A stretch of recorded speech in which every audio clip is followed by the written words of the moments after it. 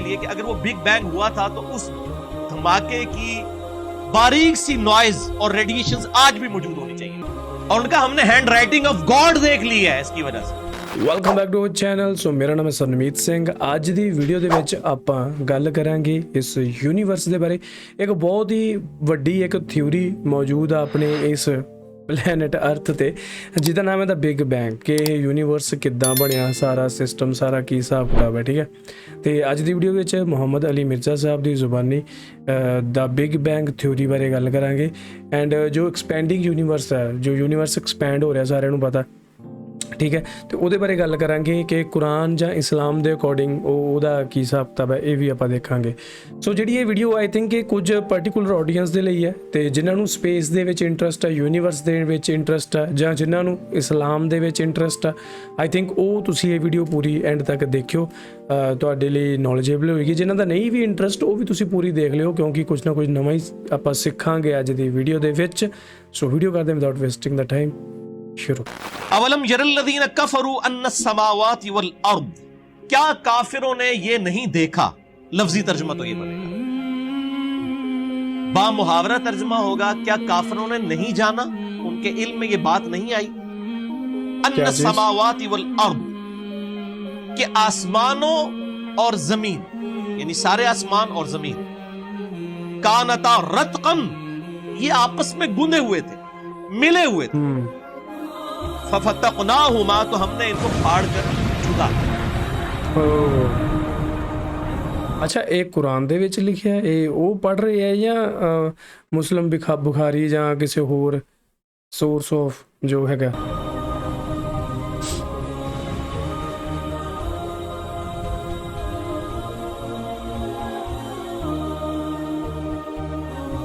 وَجَعَلْنَا مِنَ الْمَاءِ كُلَّ شَيْءٍ حَيٍّ, اور ہم نے ہر زندہ چیز کو پانی سے پیدا کیا. افلا یؤمنون, کیا اب بھی ایمان نہ لاؤ گے. یہاں پہ میرے بھائیوں میں تھوڑی سی اسی حوالے سے سورہ انبیاء کا جو ایفیکٹ ہے بگ بینگ, اس کی ہسٹری میں نے مسئلہ نمبر 60 میں بیان کی تھی, یہاں پہ بھی میں تھوڑا سا اس کو ایڈریس کر دیتا ہوں کہ 1929 میں 1929 عیسوی میں ایک امریکن اسٹرونومر تھا ایڈون ہبل. یہ وہی اسٹرونومر ہے جس کے نام کے اوپر وہ ہبل ٹیلیسکوپ ہے جو انہوں نے چھوڑی ہوئی ہے خلا کے اندر. 1929 میں اس نے ٹیلیسکوپ کے ذریعے چیز آبزرو کی کہ کائنات میں جتنے بھی سیارے اور ستارے نظر آ رہے ہیں نا, یہ ایک دوسرے سے دور جا رہے ہیں, اور فزیکلی اس کا جب اسپیکٹرم ڈرا کیا گیا وہ گریجولی ریڈ کی طرف شفٹ ہو رہا تھا. اور یہ فزکس کا قانون ہے کہ اگر کسی موونگ آبجیکٹ, یعنی ادھر سے اگر ایک آبجیکٹ موو کر کے مجھ سے دور کی طرف جائے نا, اور اس کا اسپیکٹرم ڈرا کیا جائے تو وہ ریڈ کی طرف شفٹ ہوتا ہے. اچھا, جتنا دور جائے گا اتنا ریڈ کلر واضح. صحیح ہے. تو اس نے جب اسپیکٹرم ڈرا کیا تو اس ریزلٹ پہ پہنچا کہ یہ تو سارے جو آبجیکٹس ہیں یہ تو موو کر رہے ہیں اور ایک دوسرے سے دور جا رہے ہیں.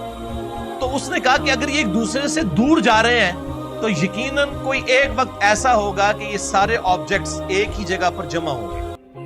جیسے میں اپنے ہاتھ میں اگر 50-60 بنٹے پکڑ لوں شیشے کے بالز ایک جگہ, اور میں ان کو یوں بکھیروں, ایک دوسرے سے دور جائیں گے نا. ਹਾਂ, ਬਟ ਇਹਦੇ 'ਚ ਨਾ ਮੈਨੂੰ ਕਨਫਿਊਜ਼ਨ ਇਹ ਹੈ ਕਿ ਦੇਖੋ ਉਹਦਾ ਇੱਕ ਟਾਈਮ, ਇੱਕ ਲਿਮਿਟ ਹੈ ਨਾ, ਕਿ ਉਹ ਇਸ ਪੁਆਇੰਟ ਤੱਕ ਉਹਨੇ, ਮੰਨ ਲਓ ਜਿੱਦਾਂ ਬੰਟਿਆਂ ਵਾਲੀ ਐਗਜ਼ਾਮਪਲ ਹੈ ਕਿ ਆਪਾਂ ਇੱਦਾਂ ਸਿੱਟੇ, ਇਹ ਆਪਾਂ ਸ਼ਾਇਦ ਮੇ ਵੀ ਅਰਥ 'ਤੇ ਆ, ਅਰਥ ਦਾ ਜੋ ਗ੍ਰੈਵਿਟੀ ਵਾਲਾ ਸਿਸਟਮ ਆ ਉਹਦੇ ਕਰਕੇ ਉਹ ਇੱਕ ਜਗ੍ਹਾ 'ਤੇ ਜਾ ਕੇ ਰੁਕ ਜਾਂਦੇ ਆ. ਪਰ ਸਪੇਸ ਦੇ ਵਿੱਚ, ਯੂਨੀਵਰਸ ਦੇ ਵਿੱਚ ਕੋਈ ਗ੍ਰੈਵਿਟੀ ਨਹੀਂ ਹੈ, ਠੀਕ ਹੈ. ਤਾਂ ਮੇ ਵੀ ਉੱਥੋਂ ਦੇ ਜਿਹੜੇ ਲਾਅ ਉਹ ਵੱਖਰੇ ਹੋਣਗੇ, ਲੇਕਿਨ ਆਪਣੀ ਧਰਤੀ 'ਤੇ ਤਾਂ ਜੋ ਹੈ ਉਹ ਇਹੀ ਹੈ ਕਿ ਇੱਕ ਜਗ੍ਹਾ 'ਤੇ ਜਾ ਕੇ ਇਹ ਰੁਕ ਜਾਂਦੇ ਆ.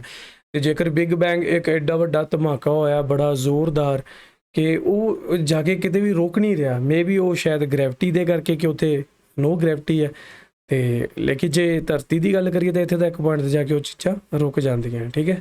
وہ ایک کامن پوائنٹ سے سٹارٹ. اسی طریقے سے یہ جو اربوں ستارے ہیں یہ اگر ایک دوسرے سے دور جا رہے ہیں تو یقیناً ایک ایسا بھی لمحہ ہوگا کہ یہ ان کو ٹائم کو اگر ریورس کر دیا جائے تو ایک سنگل پوائنٹ سے وہ سٹارٹ ہوں گے. اور اس نے کہا وہ سنگل پوائنٹ ایسا ہے कि जिसकी डेंसिटी तो इन्फिनिट थी और वॉल्यूम 0 थी। और साइंस में कोई ऐसी चीज नहीं होती कि जिसकी डेंसिटी इन्फिनिट हो, ना खत्म होने वाली, और उसका वॉल्यूम, उसका हुजम 0 हो। इसका मतलब क्या है कि अदम माज से वजूद बख्शा गया चीजों को। चीजें मौजूद नहीं थी, अचानक पैदा हो गई। क्रिएशन एक्स नहीं लो, कायनात इसे विल ऑफ गॉड की वजह से प्रोड्यूस हुई है। मतलब ਇਹੋ ਜੀ ਕੋਈ ਚੀਜ਼ ਜਿਹੜੀ ਨਥਿੰਗ ਚੋਂ ਕ੍ਰੀਏਟ ਹੋਈ ਹੈ, ਜਿੱਥੇ ਕੁਝ ਵੀ ਨਹੀਂਗਾ ਉੱਥੋਂ ਕ੍ਰੀਏਟ ਕੀਤੀ। अदम मास से वजूद बख्शा गया, और उस बड़े धमाके को उन्होंने कहा कि ये बिग बैंग है। अब बिग बैंग पे मैंने मसला नंबर 60 में डिटेल से गुफ्तगू की, मैं आज उस डिटेल में नहीं जाऊंगा वरना मेरी ये गुफ्तगू लिमिटेड टाइम में कवर नहीं होगी। अच्छा, जब उसने ये बात की तो फिर ये अवाम के सामने आया। फिर आइंस्टाइन ने तो ऑलरेडी मैथमेटिकली ये चीज प्रूफ कर दी थी, एक्सपेंडिंग यूनिवर्स, ये कायनात फैल रही है। जब ये दो हकायक सामने आए, फिजिकली ऑब्जर्वेशन भी और मैथमेटिकली, तो फिर लोग इस तलाश में शुरू हो गए अगले स्टेप के लिए कि अगर वो बिग बैंग हुआ था तो उस धमाके की बारीक सी नॉइज और रेडिएशंस आज भी मौजूद होनी चाहिए। जैसे कहीं पे बम फटे तो वहां पे धुआं उठता है, पॉइंट टू बी और नोटेड, रेडिएशंस और शॉक वेव्स प्रोड्यूस होती हैं। और कायनात का इतना बड़ा धमाका है, तो चाहे वो अरबों साल पहले हुआ, आज तक शॉक वेव्स कोई लिमिटेड फॉर्म में तो मौजूद होंगी। तो ये दो साइंटिस्ट थे, उनका नाम था, एक का नाम था ए पेंजियास और दूसरा था डब्ल्यू विल्सन। इन्होंने 1965 में वो कॉस्मिक माइक्रोवेव बैकग्राउंड रेडिएशंस दरियाफ्त कर ली। इनको कहते हैं CMBR, cosmic microwave background radiation, जो बिग बैंग की वजह से प्रोड्यूस हुआ। 1978 में इन दोनों को नोबेल प्राइज दिया गया इसके ऊपर कि अब फिजिकली आपने प्रूफ कर दी ये चीज। वो आज तक उस धमाके के असरात मौजूद है कायनात में।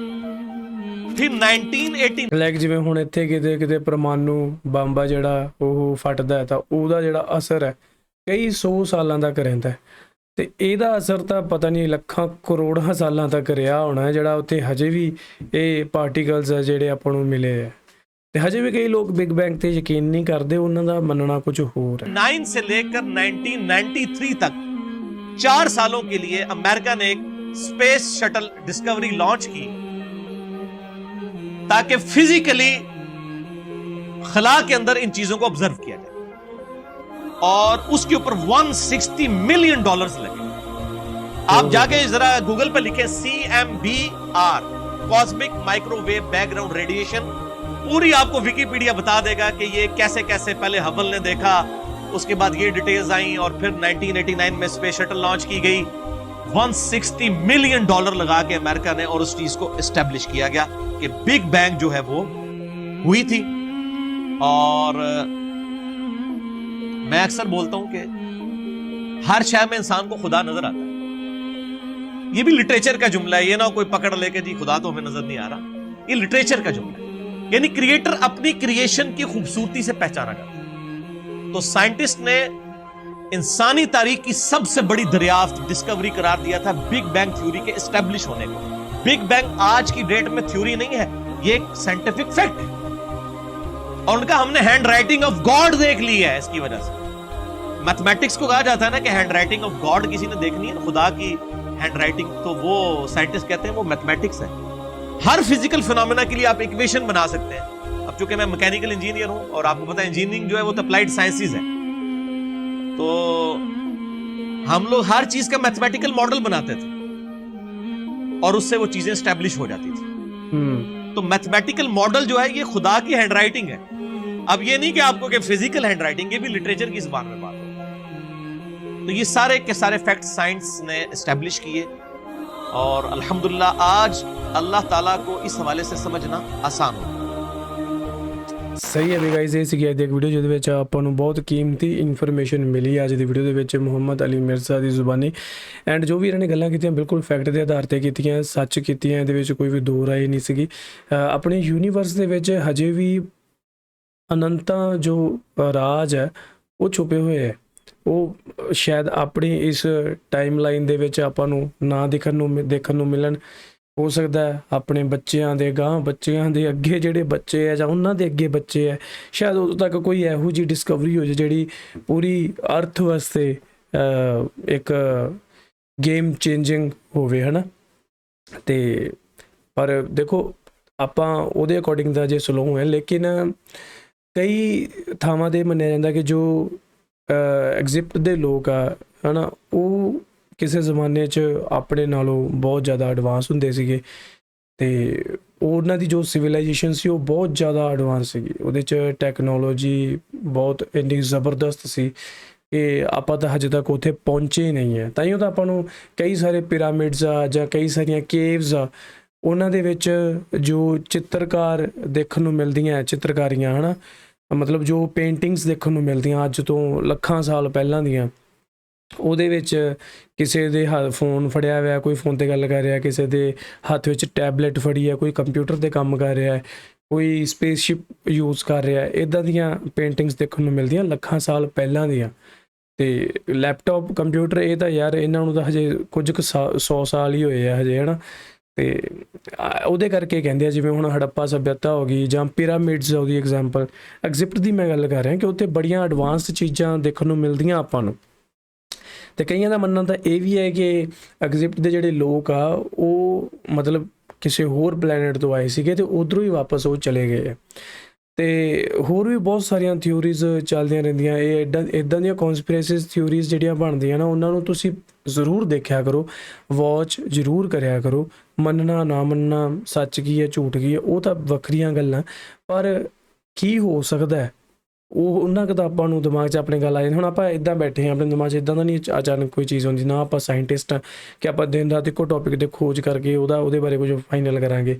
ਆਪਣੇ ਕੋਲ ਤਾਂ ਸੋਸ਼ਲ ਮੀਡੀਆ, ਇੱਕ ਆਮ ਇਨਸਾਨ ਤਾਂ ਸਿਰਫ ਸੋਸ਼ਲ ਮੀਡੀਆ 'ਤੇ ਉਹਨੂੰ ਐਕਸਪਲੋਰ ਕਰ ਸਕਦਾ, ਅਤੇ ਉਹ ਜਿੰਨਾ ਐਕਸਪਲੋਰ ਆਪਾਂ ਕਰਾਂਗੇ ਉਨਾ ਆਪਣੇ ਲਈ ਜਿਹੜਾ ਫਾਇਦੇਮੰਦ ਹੈ। ਘੱਟੋ ਘੱਟ ਨੌਲੇਜ ਨੂੰ ਆਪਾਂ ਗੇਨ ਕਰਦੇ ਹਾਂ, ਆਪਣੀ ਨੌਲੇਜ ਨੂੰ ਵਧਾਈਏ, ਹੈ ਨਾ, ਕਿਉਂਕਿ ਇਹ ਜਿਹੜੀਆਂ ਚੀਜ਼ਾਂ ਇਹ ਸਕੂਲਾਂ 'ਚ ਨਹੀਂ ਸਿਖਾਈਆਂ ਜਾਣੀਆਂ, ਨਾ ਆਪਾਂ ਨੂੰ ਸਕੂਲਾਂ 'ਚ ਕਿਸੇ ਨੇ ਸਿਖਾਈਆਂ, ਠੀਕ ਹੈ, ਅਤੇ ਨਾ ਹੀ ਅੱਗੇ ਕਿਸੇ ਨੇ ਸਿਖਾਉਣੀਆਂ। ਸਕੂਲਾਂ 'ਚ ਤਾਂ ਬੇਸਿਕਸ ਹੀ ਸਿਖਾਉਣੇ ਆ। ਅਤੇ ਸ਼ਾਇਦ ਹੋ ਸਕਦਾ ਕਿ ਜੋ ਨਿਊ ਵਰਲਡ ਆਰਡਰ ਹੈ, ਅੱਛਾ, ਇਹ ਜਿਹੜਾ ਸ਼ਬਦ ਹੈ ਮੇ ਬੀ ਤੁਸੀਂ ਕਈਆਂ ਨੇ ਸੁਣਿਆ ਹੋਵੇ, ਨਿਊ ਵਰਲਡ ਆਰਡਰ।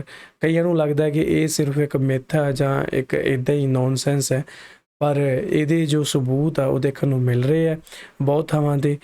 ਚਾਹੇ ਕਰੋਨਾ ਆਉਂਦਾ ਹੈ ਜਾਂ ਬਾੜ ਆਉਂਦੀ ਹੈ, ਹਲਚਲ ਹੁੰਦੀ ਹੈ, ਭੂਚਾਲ ਆਉਂਦਾ, ਇਹ ਸਾਰਾ ਕੁਝ ਕਹਿੰਦੇ ਵੀ ਉਹਦਾ ਹੀ ਹਿੱਸਾ, ਠੀਕ ਹੈ। ਅਤੇ ਦੇਖੋ, ਇੱਕ ਮੈਂ ਫਿਰ ਉਹੀ ਗੱਲ ਕਰਦਾ, ਇੱਕ ਆਮ ਇਨਸਾਨ ਤੋਂ ਇਹ ਗੱਲਾਂ ਬਹੁਤ ਦੂਰ ਨੇ, ਹੈ ਨਾ। ਉਹ ਇਹ ਨਹੀਂ ਸੋਚ ਸਕਦਾ। ਜਿਹੜਾ ਬੰਦਾ ਦਿਨ ਰਾਤ ਇਹੋ ਜਿਹੀਆਂ ਚੀਜ਼ਾਂ ਵਿੱਚ ਹੈ ਜਾਂ ਰਿਸਰਚ ਕਰ ਰਿਹਾ, ਦੇਖ ਰਿਹਾ, ਤਾਂ ਮੇ ਬੀ ਸ਼ਾਇਦ ਉਹਦਾ ਵੇ ਆਫ ਥਿੰਕਿੰਗ ਇੱਕ ਆਮ ਇਨਸਾਨ ਨਾਲੋਂ ਬੜਾ ਡਿਫਰੈਂਟ ਹੋਊਗਾ। ਲੇਕਿਨ ਅੱਜ ਦੋ ਗੱਲਾਂ ਮੈਂ ਤੁਹਾਨੂੰ ਦੋ ਟੌਪਿਕਸ ਦਿੱਤੇ ਆ, ਇੱਕ ਤਾਂ ਯੂਨੀਵਰਸ ਦਾ ਜਿਹੜੀ ਆਪਾਂ ਪੂਰੀ ਵੀਡੀਓ ਦੇਖੀ ਹੈ, ਇੱਕ ਦਾ ਨਿਊ ਵਰਲਡ ਆਰਡਰ। ਇਹਦੇ ਬਾਰੇ ਮਾੜਾ ਮੋਟਾ ਸਰਚ ਕਰੋ, ਤੁਸੀਂ ਆਪੇ ਸ਼ੌਕ ਹੋ ਜਾਓਗੇ ਸੁਣ ਕੇ, ਦੇਖ ਕੇ। ਜੇ ਕਹੋਗੇ ਜਾਂ ਮੈਨੂੰ ਭੇਜੋ ਕੋਈ ਇੱਦਾਂ ਦੀ ਵੀਡੀਓ ਜਿਹੜੀ ਵਧੀਆ ਹੋਵੇ ਅਤੇ ਆਪਾਂ ਉੱਥੇ ਰਿਐਕਸ਼ਨ ਬਣਾਵਾਂਗੇ। ਸੋ ਇਹ ਸੀ ਅੱਜ ਦੀ ਵੀਡੀਓ। ਤੁਹਾਨੂੰ ਕਿੱਦਾਂ ਲੱਗੀ ਮੈਨੂੰ ਨੀਚੇ ਕਮੈਂਟ ਕਰਕੇ ਜ਼ਰੂਰ ਦੱਸਿਓ। ਜਾਣ ਤੋਂ ਪਹਿਲਾਂ ਚੈਨਲ ਨੂੰ ਸਬਸਕ੍ਰਾਈਬ ਕਰਿਓ ਤਾਂ ਜੋ ਤੁਸੀਂ ਆਉਣ ਵਾਲੀਆਂ ਸਾਰੀਆਂ ਵੀਡੀਓਜ਼ ਦੇਖ ਸਕੋ। ਐਂਡ ਮੇਕ ਸ਼ੋਰ ਕਿ ਤੁਸੀਂ ਯਾਰ ਚੈਨਲ ਨੂੰ ਸਬਸਕ੍ਰਾਈਬ ਪੱਕਾ ਕਰਿਆ ਕਰੋ। ਤੁਸੀਂ ਸਬਸਕ੍ਰਾਈਬ ਨਹੀਂ ਕਰਦੇ, ਵੀਡੀਓ ਦੇਖ ਕੇ ਚਲੇ ਜਾਂਦੇ ਹੋ, ਪਰ ਸਬਸਕ੍ਰਾਈਬ ਪੱਕਾ ਕਰ ਲਿਆ ਕਰੋ ਤਾਂ ਜੋ ਆਉਣ ਵਾਲੀਆਂ ਵੀਡੀਓਜ਼ ਦੇਖ ਸਕੋ, ਕਿਉਂਕਿ ਨੋਟੀਫਿਕੇਸ਼ਨਸ ਨਹੀਂ ਪਹੁੰਚਦੀਆਂ ਸਾਰਿਆਂ ਤਾਈਂ। ਇਸੇ ਲਈ ਹਰ ਰੋਜ਼ ਚੈਨਲ ਖੋਲ੍ਹ ਕੇ ਦੇਖ ਲਿਆ ਕਰੋ, 2 ਵੀਡੀਓਜ਼ ਅਪਲੋਡ ਹੁੰਦੀਆਂ। ਮਿਲਦੇ ਹਾਂ ਕਿਸੇ ਹੋਰ ਵੀਡੀਓ 'ਚ, ਤਦ ਤੱਕ ਮੈਨੂੰ ਦਿਓ ਇਜਾਜ਼ਤ। ਸਤਿ ਸ਼੍ਰੀ ਅਕਾਲ।